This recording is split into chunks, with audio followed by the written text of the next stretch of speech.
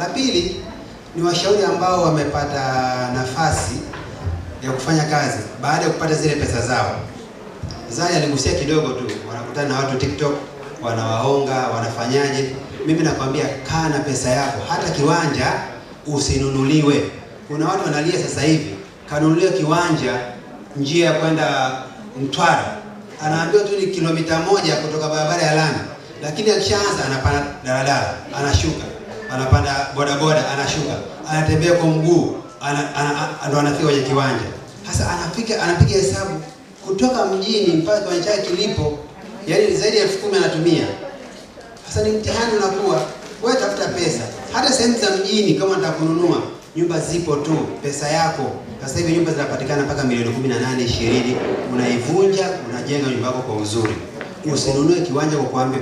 Kama unanunua kiwanja, unalijua hilo eneo, ni jirani yako ulipotokea, sio kuambiwa. Kwa sababu naona hata wanatangaza kwenye matukio haya kwenye media.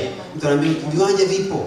Juzi hapa nimetumia mimi na video Kimbiji. Wanakuambia milioni 1.5 kiwanja. Ukitoka posta nusu saa ushafika. Hiyo nusu saa ni kweli? Kimbiji kutoka Kivukoni pale Kigamboni mpaka Kimbiji sio nusu saa. Ni mbali, lakini wanaangalia tu kwamba nanunua kwa 1,500,000. Huo mbali tunaumudu. Kwa sababu unaposema umenunua kiwanja ndio makazi yako unayoweka. Lakini kuongezea tena pale pale, wanawake tusijenge nyumba za vyumba 3, vyumba 4. Ushauri natoa kwa sababu mwanamke wewe unapokuwa umejenga nyumba, kwanza unakuja kutafuta kazi huku, umepata, umeanza kujikusanya.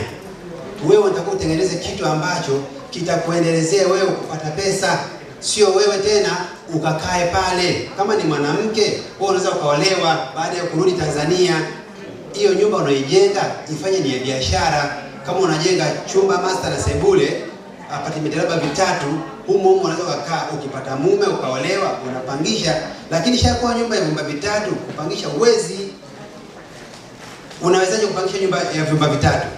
Wewe unakaa hapa na mpangaji atakaje, mnashare sebule? Haiwezekani. Kwa hiyo mtu tunafanya mipango, na kama unashindwa kufanya hayo maamuzi, uliza agent wako kwamba mimi nataka kujenga, nijenge nyumba aina gani? Ushauri ule changanya na akili yako, utafika mbali. Mimi nadhani sipoteze muda. Nashukuru kwa haya. Jamani, makofi mengi sana. Huyu ndio bingwa na mkongwe katika kazi ya uwanja Tanzania. Kama hujataja Matata, bado hujataja mawakala. Tuseme ukweli lazima usemwe.